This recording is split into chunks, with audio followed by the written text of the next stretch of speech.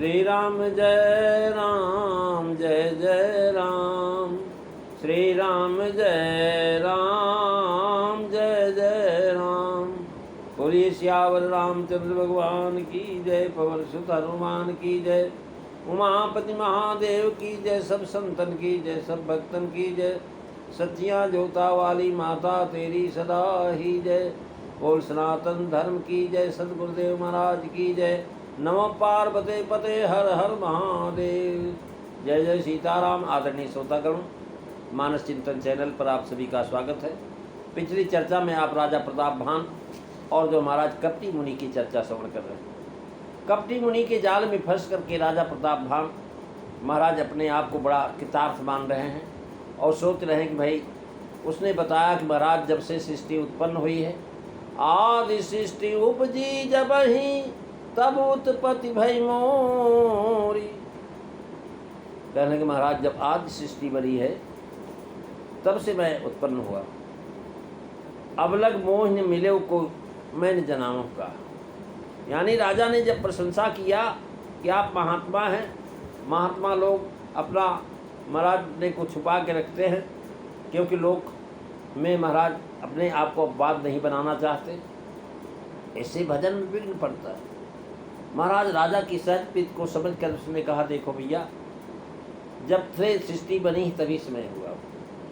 मैं जो है भिखारी हूँ, निर्धन हूँ, निकेत रहित हूँ, और मैं आज तक जब से पैदा हुआ आज तक न किसी के घर गया न कोई मेरे से मिला, और इसलिए मैं जो है कहीं जाना भी नहीं चाहता।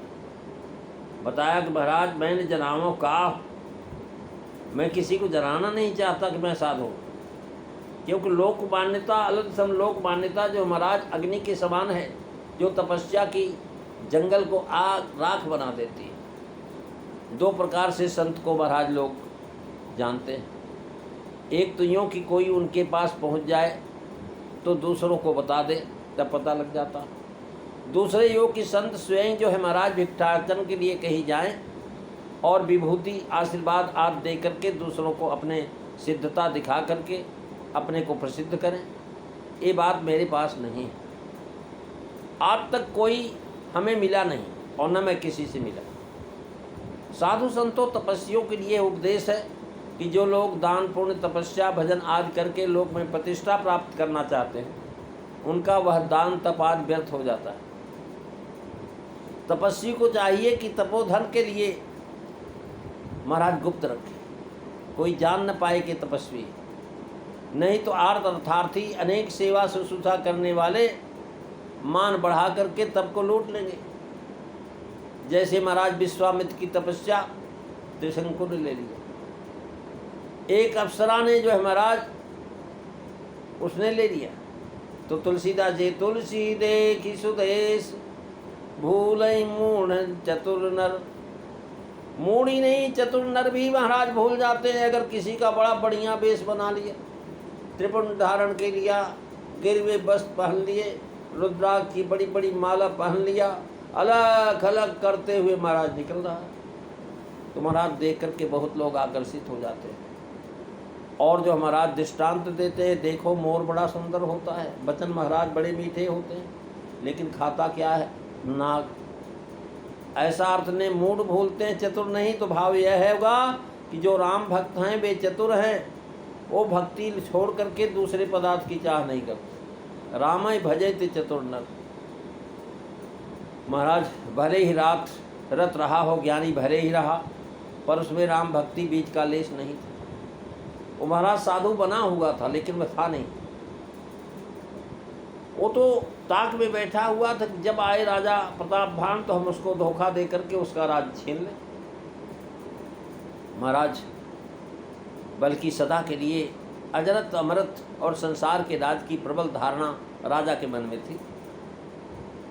उसने सोचा कि आज मैं भगवान महात्मा के सामने जब से सृष्टि हुई तब से पैदा हुआ और अभी तक जवान ही है, और तो महाराज ये जरार बहन से रहित है। राजा ने तपस्या दे बेश देख करके धोखा खा गया। देखी सुबेश महामुनि जाना, यहाँ वचन कह आए महाराज मूर्ख भूलते हैं, चतुर लोग नहीं भूलते। ऐसा अर्थ करते हुए वो कहते हैं कि पहले जब राजा कपटी मुनि के पास गया तो वह प्यास से अति व्याकुल था, नहीं पहचान सका।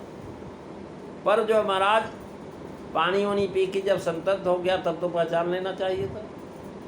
और राजा चतुर है, धोखा नहीं खाना था। तपस्या करने वाला तपस्वी जो है महाराज कपटी था। कपटी सार सूची में सहस मांझ परवास करे, कपट सार सूची सहस बांधि बचन परवास, कियो दुराव चहो चातुरी सोसठ तुलसीदास। महाराज जो कपटी होते हैं वो मीठी मीठी बात करके आपको जाल में फंसा लेते, करें हंसई मिलन बोलन मधुर, कट कर तब मनमान। महाराज बड़ा बढ़िया हंसेंगे, बोलेंगे, मिलेंगे, बहुत मधुर वचन कहेंगे, लेकिन महाराज उनके मन के अंदर कटुता भरी हो।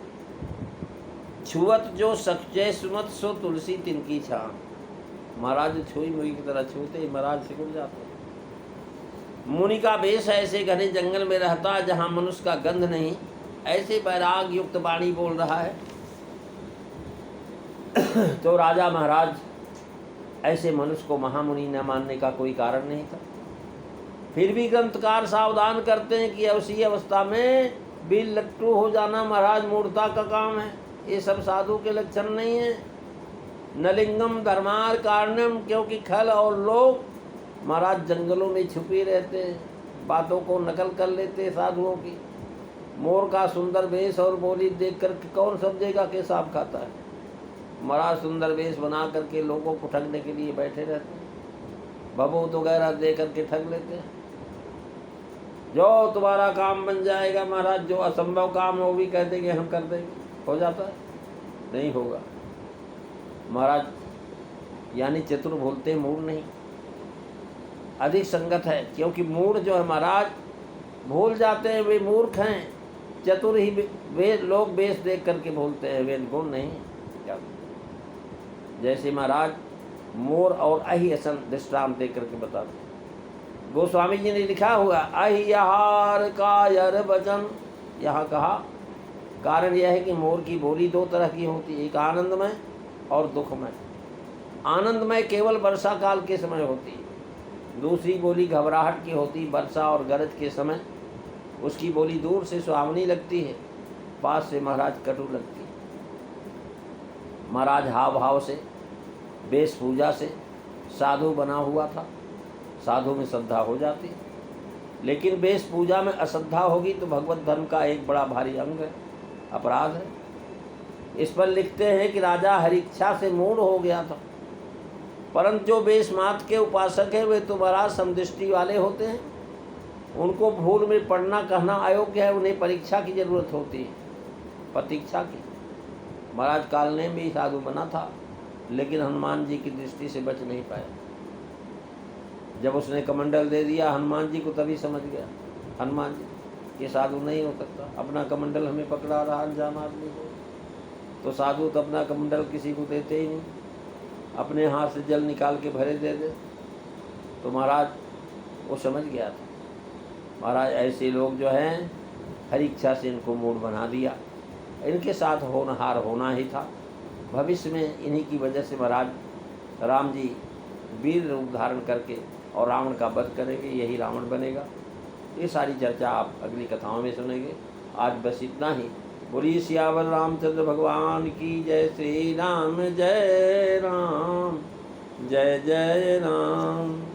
श्री राम जय राम, जय जय राम।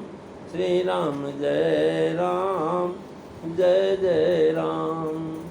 बोलिए सियावर रामचंद्र भगवान की जय। जय सीताराम। सभी